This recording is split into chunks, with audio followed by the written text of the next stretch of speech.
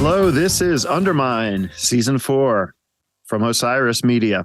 Welcome to episode 41. I'm Tom Marshall, and I'm your guide for this tour, Fall 97, the Phish tour that defined a new generation, or at least it was a pretty good Phish tour. We're examining every show from that tour on the actual 25th anniversary of when it was played. So today, 12/6/97, 25 years ago, Phish was in Auburn Hills, Michigan.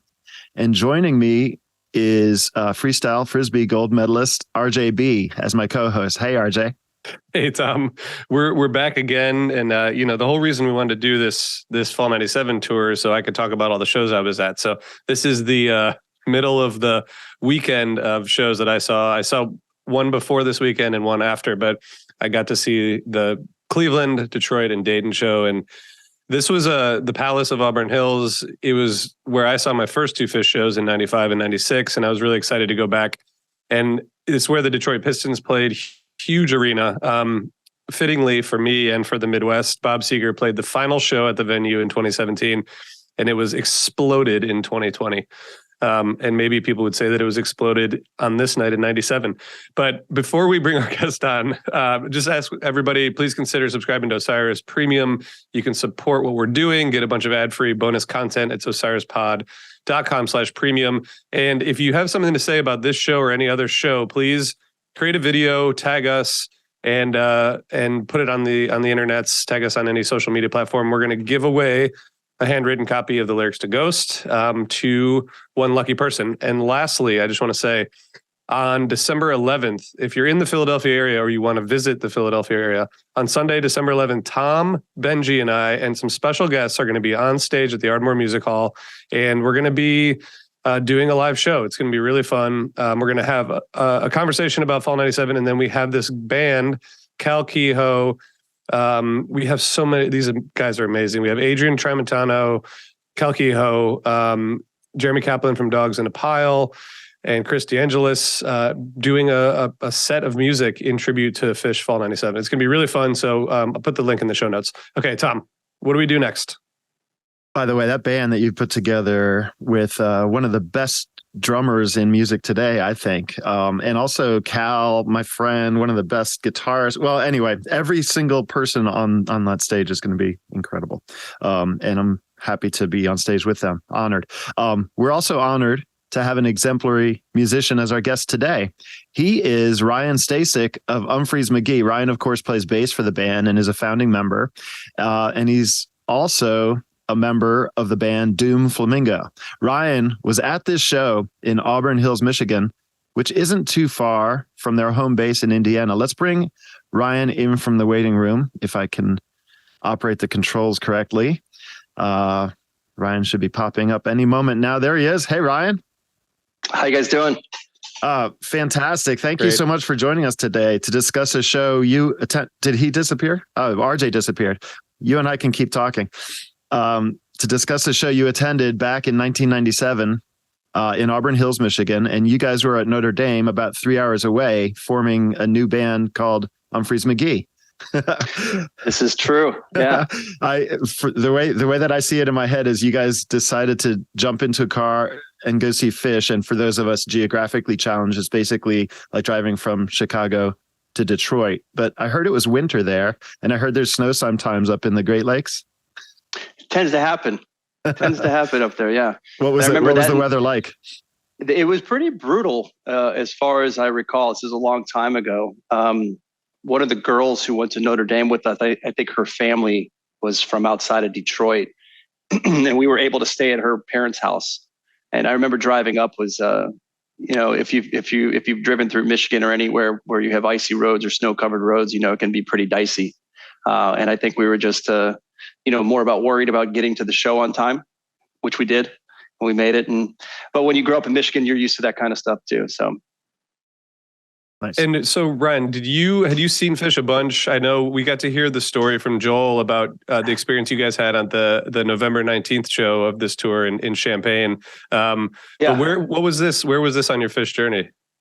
Okay, so growing up in Kalamazoo, I was older for my grade where I went to high school. So I was driving first, and I ended up hanging out with a lot of the seniors I went to a Catholic school, and some of the freshmen weren't partying as hard as I guess as I was. So I ended up hanging out with the seniors, and they were very into the Grateful Dead and Phish. And I was very much into hockey and heavy metal and Pantera and music like that. But from hanging out with them, they introduced me to the Grateful Dead and to Phish, and I was unaware of who Phish was. So I didn't actually start seeing shows. They did play the Kalamazoo State Theater, I think, in '93.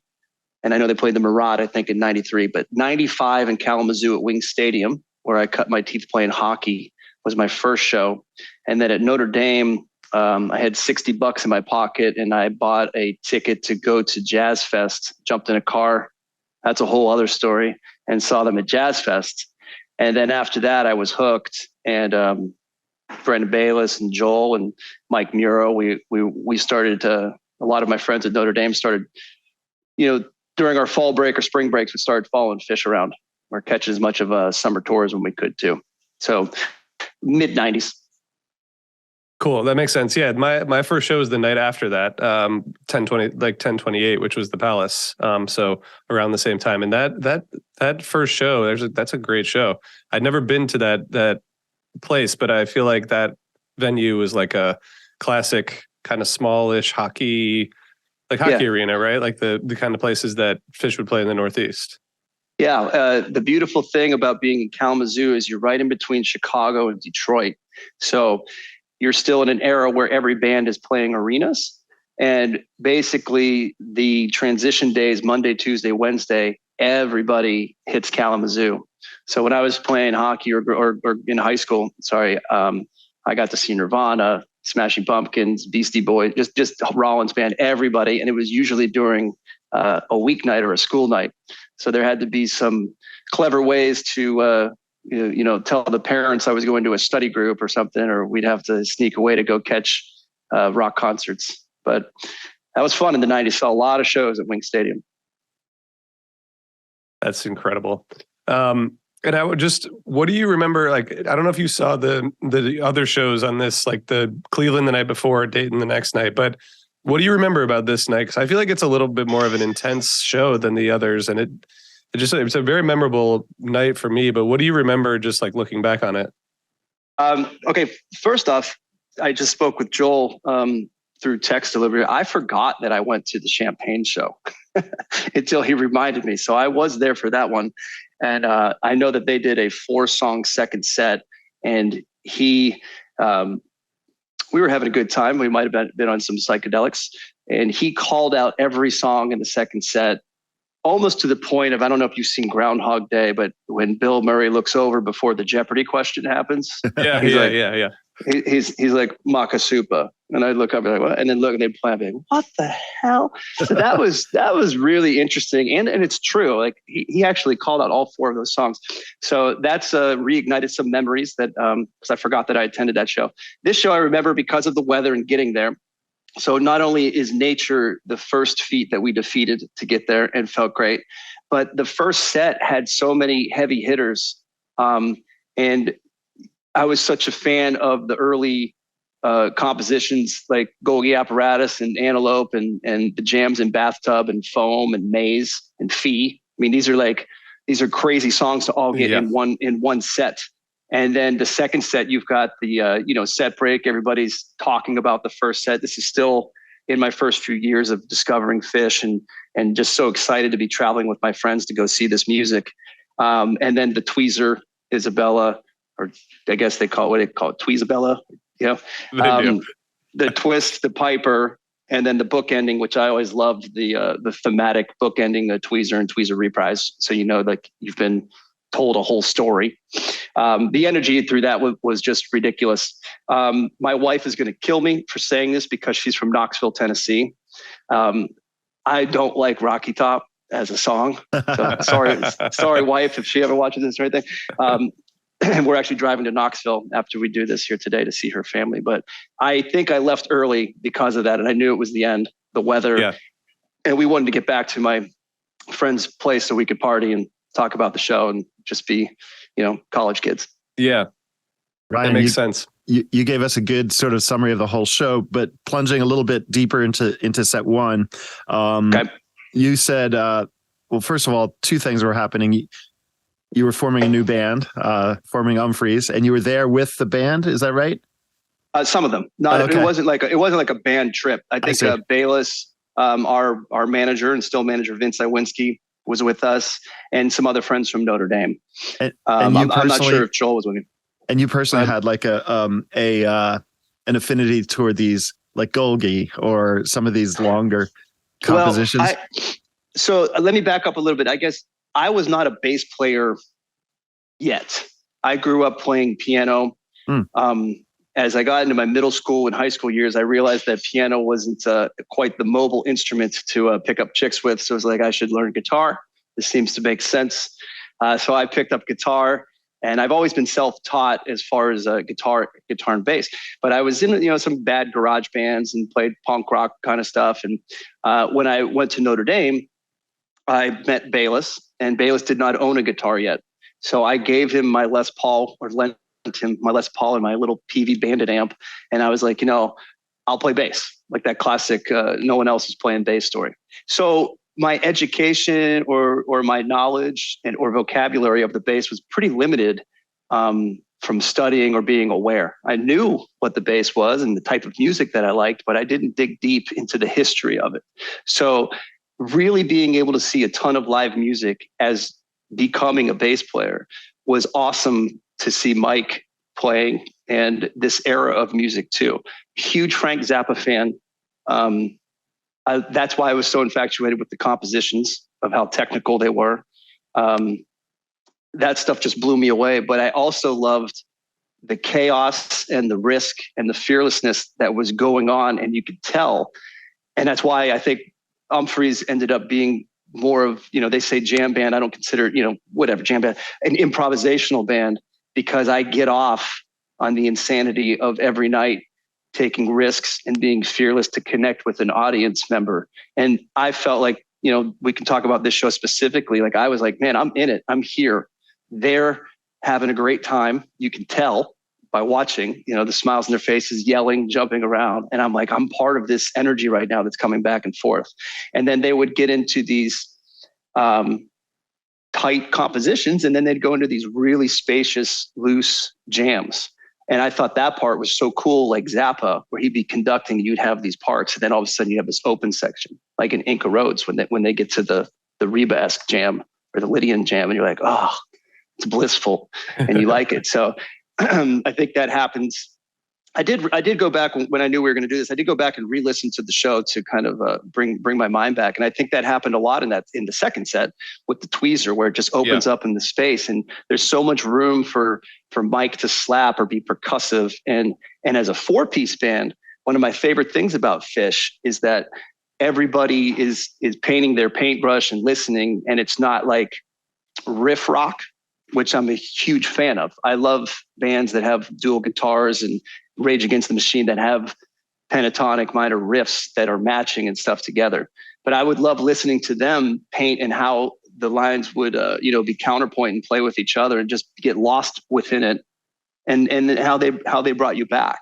And this was also sorry if I'm jumping around a lot, but this was like the first time too. Like I remember at a set break, when they start with Tweezer or whatever song, like it's going to be Down with Disease or whatever it's going to be, and everybody's anticipating that the party's going to start again. They have that, the riff teases a little bit, and then the tension release, the buildup. And then when it hits, you're like, fuck yeah. And everybody's, into it. And I just love that about rock concerts and the band having that sort of power with the audience. Yeah, for sure. I mean, it's interesting because everything you're saying, I totally agree with. I think the first set, I was going to ask you, Ryan, just because there's some great stuff in there. The Antelope that is just wild, and in the Bathtub Gin in particular, I hear Mike like so clearly doing like a lot of really interesting playing. And I'm just curious, like going back to this show, what do you hear bass wise? Like what do you hear now, 25 years later, when you're listening? Because I assume you hear the bass and you're kind of that might jump out to you. Like, what do you hear in Mike's playing? Absolutely. 25 years ago too. And again, I was just learning. So I was like a little kid in the library. I was like, I need to learn about Mingus. I need to learn about Jaco Pastorius. I love Mike Gordon and what's happening in this world. I need to go back to the metal bass players like Cliff Burton and see what they were doing. So like, I was just a sponge for so much material because I didn't know how to play yet. And I wasn't taking lessons. So I was taking it all in. I think in 97 specifically, I wasn't at the shows 93, 94 and stuff, but I just remember there being that much space, and it sounded like Mike, the rhythm section, but Mike specifically were allowed so much more room to play lead bass or just be more the focal point or at the center, as opposed to just like backup. But not always. There were times where I think I read somewhere they were, everybody was partying. We were partying too, but they were listening to like a lot of James Brown and a lot of kind of rhythm section tight funk music, where the bass can be so important to me, especially after 25 years. Know its role, like become hypnotizing to the crowd. So if you close your eyes, everything, you're not focused on it. So I'm not focused on Mike at this point, but I'm hearing it and it's moving me, and I'm understanding what the role of the bass is and what it's becoming. So everyone else has so much freedom to paint their paint on the palette.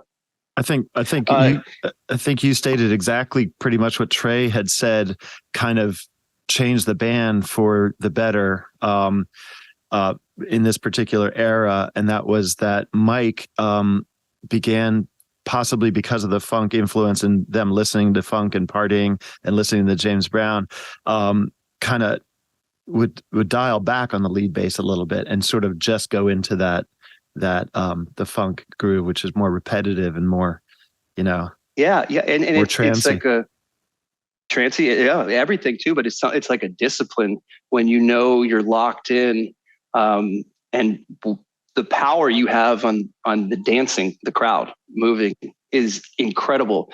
Because as musicians and as bass players, everybody likes to do fills at the end of bar 4, or they like to just add unnecessary conversations just to do it. And during this playing stuff, you talk about locked in and staying in that groove and these tweezers and these songs that lasted 20, 30 minutes. There's those spaces where he's just owning it and disciplined and doing what I later came to understand what a bass player should do, where it wasn't talking when you don't need to talk, but laying your role and your groove down, and the power that has on building up longer grooves. So when you do get to the point where you've climaxed or ascended, like it's even greater. It's even greater. So much respect in my learning from just going to a ton of Phish shows, and Mike was very influential in the beginning years when I was like, hey, I'm going to play bass. That's beautifully said, from one bassist to another, or about another. I love that. And that's a good time before we plunge into set 2 to take a little quick break and hear from our sponsors. Have you ever wondered what it would feel like if your investments reflected what matters most to you? At Green Future Wealth Management, the advisors specialize in helping clients manifest their values in their financial lives. Green Future Wealth Management was founded by certified financial planner practitioner and longtime fan Nick Cantrell, named by Forbes as one of the top next-gen wealth advisors in the country. Whether you are just getting started or have complex investing and financial planning needs, visit them on the web at greenfuturewealth.com. You can sign up for the email list or take the Investing Values quiz. When you feel ready, schedule a free virtual consultation. In appreciation for the amazing Phish community and the incredible work being done by fans across the country, Green Future Wealth Management will be donating 10% of asset management proceeds from new Osiris listener clients to Fans for Racial Equity. Just be sure to mention Osiris when booking your appointment. Create your green future. Securities offered through Cambridge Investment Research, Inc., member FINRA/SIPC. Advisory services offered through Cambridge Investment Research Advisors, Inc. Cambridge and Green Future Wealth are not affiliated. And we are back with our guest, Ryan Stasik, and we're talking about December 6th, 1997, Auburn Hills, Michigan, a fantastic show. And Ryan, this show is known mainly, at least among a certain set of Phish fans, for its second set. And Phish must know this, because without hesitation, they plunged directly into one of the most loved tweezers from this tour. What did you think? Yeah, I think going back to what I said too, when you're waiting for the first set and that being a doozy and everybody's talking about it, getting their beer and they come back, the way they build up the tweezer in this, I think Trey teases the line so everybody's like, okay, we all know what's going to happen. And then there's a little break of just the build where everybody's like, are you ready? I like to use the surfing reference. It's like a tsunami. It's like, okay, here comes the set. Here comes the big one.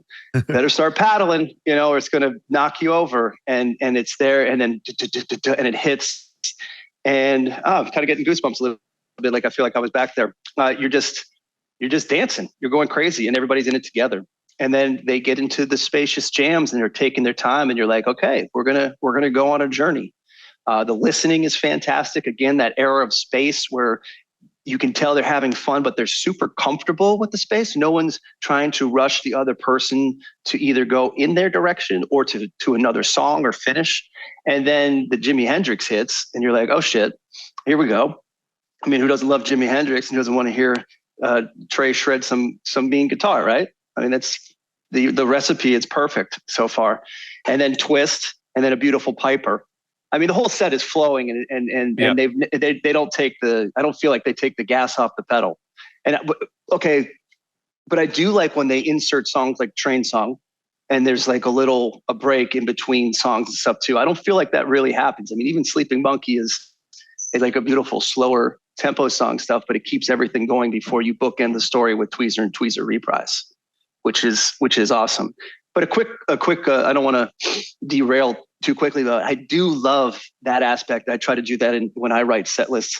I love playing a song that might be like heavy metal for Umphrey's, and the next song being an instrumental country road, like real slow ballad, just to take people from one end of the spectrum to the other end of the spectrum emotionally. And then I feel like it sets up the next thing that you're going to smack them in the face with much more power. And I love experiencing that as a fan too, with the way people craft the music. And I don't know if they're writing the set list or if it's in the head or if it's planned, but it's nice when you get something like Antelope. You're like, whoa, and then Train Song, and then Bathtub Gin. Are you kidding me? I know I'm jumping from set to set. No, it's a good point though. And you guys, I mean, Umphrey's, you guys do that really well. I think that's part of a balanced show, right? Is like, and give people a chance to breathe, like you said, but also like a little bit of a mindset shift, and then you go right back into raging.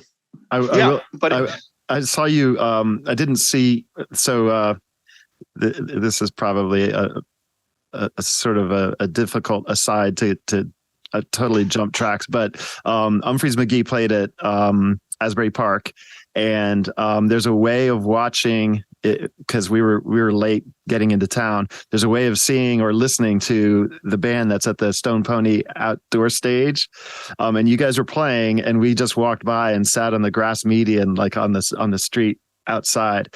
And I would say you guys were doing a heavy metal concert. That was like completely heavy metal.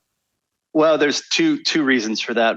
One, I grew up playing hockey and loving heavy metal my whole life, and my nickname is Pony, so I kind of use that as a ridiculous way to say that I get to write the set list for Stone Pony. Go with your sister right now. So Stone Pony, also because of Stone Temple Pilots and the Misfits, and I don't know, I feel like there's much more of you have to pay an homage to the heavier stuff. So people have noticed this too. They've been like, oh, here comes the heavy shit if we're coming to the Stone Pony show. So even the covers, if we do any covers, they tend to be of the harder rock genre. And then the metal, I don't know if it organically comes out or we know that it's going to happen. Those are definitely more of our full distortion riff rock shows at Stone Pony. Okay. So I wasn't crazy, and I'm a huge fan of. I guess you'd call it a newer song, although I looked back and it's written in 2014, so it's not that new. No Diablo, which is about one of your guys' sons, I think. Growing up, a young kid growing up, I love that song, and I was thinking maybe I would catch it, but it didn't seem like it was going to happen on that night. So that is when if I was crafting that set list, it would be something would be a heavy hitter, and then we would put No Diablo as kind of a resting piece. Get your breath back before the next set of waves comes, and then here we'll let Mickey say hi real quick. She wants to say hi. Hi, Mickey. Hey. All right. 4 years old? She's 4. She's 4. Yeah. Awesome. She's fun. She's fun. So I would use that as doesn't take away from the impact or the importance of the song. It's just I would use it more of an energy level of what it does, because it is a favorite for a lot of people. But I think placement like that for tempo wise and what's going on, it can be super important for the live show. Well, sorry for the derailment. I love talking about all bands, of course, and because you're a musician with a great band that all of our fan base knows well, it was kind of fun for me to talk a little bit about Umphrey's. But RJ, this is one of your favorite tweezers by far, right? I mean, not just in this tour, ever. Yeah, I think it's so, like you said, right? I mean, it's spacious. It has these moments of like bliss, where it goes into this like really nice melodic place, but then it also is sort of like searching for a while. And it seems like they kind of stumble into the Isabella, not stumble into it, but it builds over a long time. And I don't really know where the jam's going. And then like you said, Ryan, once it hits, it's like, holy shit, And I think that's a beautiful thing too, because you're guessing what's going on in the head of the 4 band members, but you're so excited to be a part of it with the thousands of people that are there. And then when it hits, it hits. Sorry. Yeah. When it hits, you get into it, and then you're just like, oh my God, this is happening. And then even in your head, you're playing that game. Did someone tease it? I'm gonna have to go back and listen. Was there a tease, or how did they get there? Did somebody just yell it out loud? And I don't know. Do you guys know why it was chosen, or if it was just? I don't know. And you can't really hear some of these shows. You can hear Trey, like he'll yell for a song, right. but they just go straight into it. Like it's really pretty phenomenal. Yeah, seamless segue.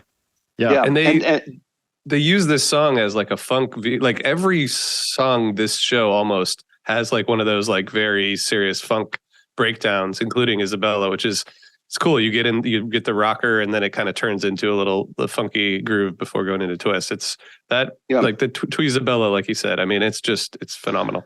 And I also remember a lot of these shows. I think I did a fall break either or a spring break or a fall break of 96 or early 97, where didn't Trey have the looping, the like that thing? And I remember, did it happen in Tweezer? He even had that like from the very first song. I think he had it in Antelope. He had it in lots of stuff. Yeah.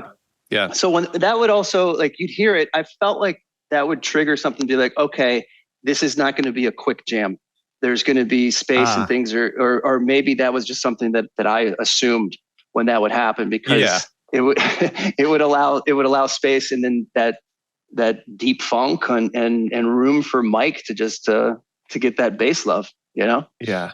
I mean, it's incredible. And like you said, this whole set is really just like one piece. One thing we were talking about the jam, Tom and I were, do you guys, when you listen to it, do you think that do you hear it going in a specific direction? The jam, the tweezer jam? Because it does sound at points like it's sort of like they're kind of searching, and then they land in Isabella. And I hadn't thought about that before, but listening to it again, I'm like, yeah, it is sort of like, it feels like searching for like half the jam. But maybe that's how it always goes. But I wonder if the searching was more of the respectful discipline of knowing, like, hey, we're not leading, we're not copying, we're going to see what settles. Because there's nothing more frustrating for me in an improvisational band when you finally feel like you found your part and you're ready to develop it, and everybody else is go get your sister, and everybody else is ready to move on, or someone else, or they pull the rug from you, and you're like, oh wait, I just figured out my counterpoint, or I just figured out like an idea for a melody. So I wonder if it's not as much searching as it's just respectful discipline to wait and see what is going to push to the forefront, and then what your counterpoint's going to be and where it goes from there. And then again, you get smacked in the face with Isabel, and you're like, okay, yeah, but I would love to know from the source, like how it happened or who called it. Yeah. Yeah, I mean, it's crazy.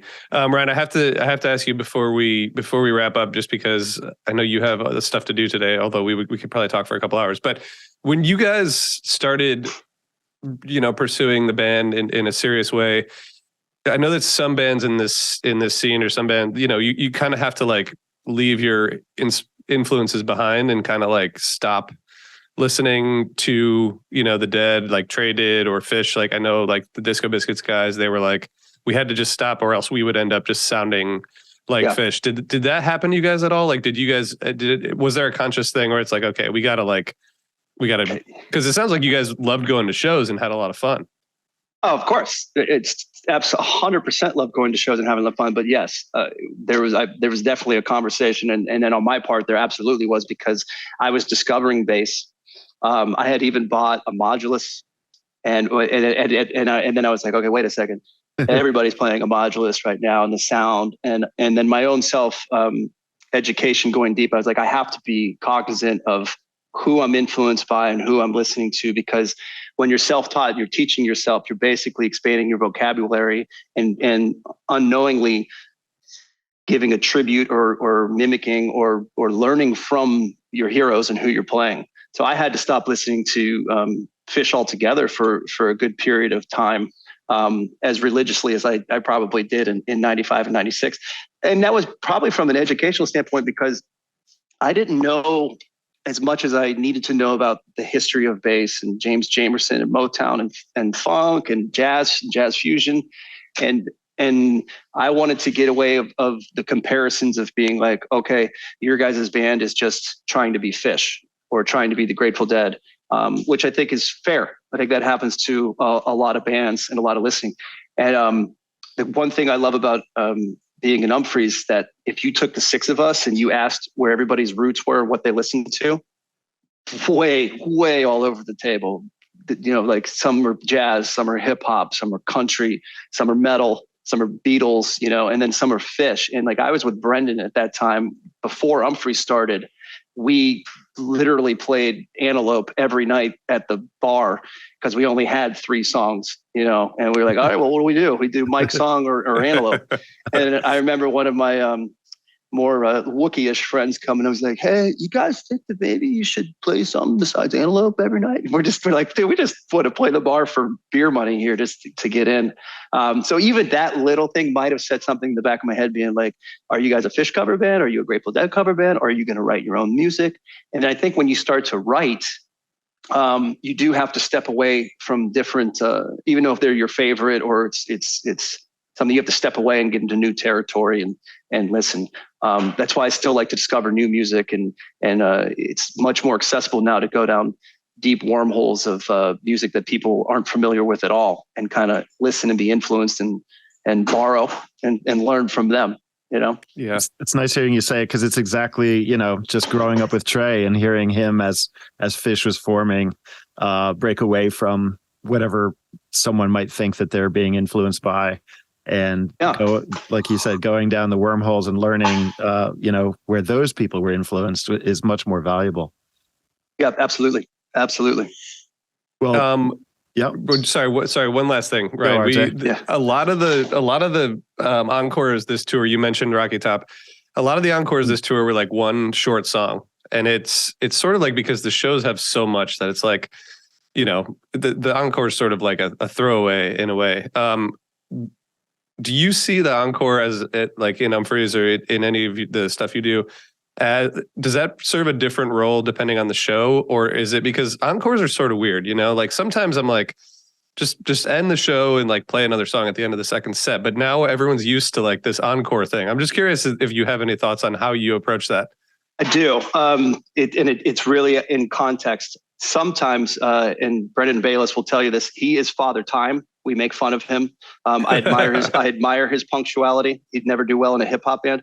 But he is very precise about when we need to be done and how long we've played and what time we're supposed to start. So there's always been sort of a regulator on, okay, it's the encore. We only have time or we're going to get in trouble like 7 minutes.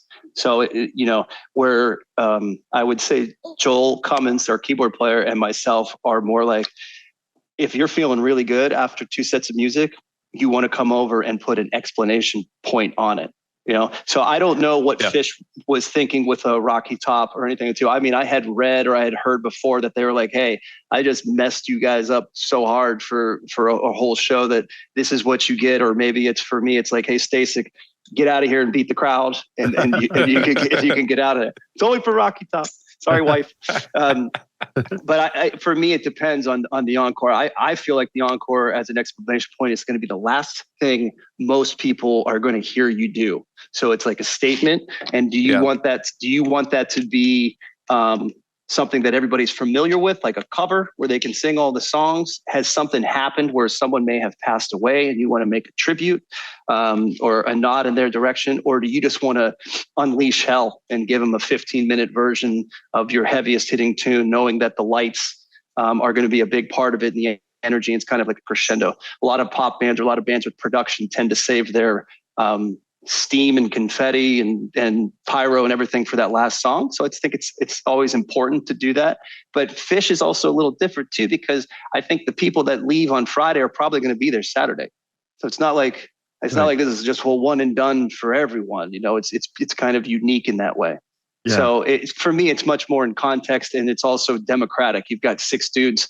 Sometimes we got a drummer who's like arm isn't working. He's like, I can't do a 15-minute metal tune right now. So you have to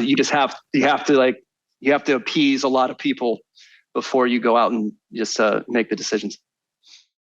Perfect. Yeah. Encores aren't always awesome. a grand finale. There's hundreds of reasons, of which you named probably 10 just now. That's awesome. Yeah, that's really cool. Thanks for explaining that. Yeah, it's great having a perspective of a live musician.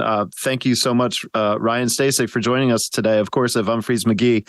And thanks to my co-host, the mayor of Osiris, RJB. And thanks to all of you listening and the Osiris team. And thanks to Cash or Trade, the world's only social network where fans buy, sell, and trade tickets at face value. Check out all the tickets at cashortrade.org. And if you're keeping up at home, the next show is 12/7/97 from Dayton, Ohio, RJ's favorite show of the tour, maybe. Stay safe, listen to a lot of Phish, and blaze always onward. Thank you, Ryan, and thank you, Mickey. RJ, and thank you. Who else? It's Mickey. Yeah, thank you, Mickey. Thanks, Mickey. Bye.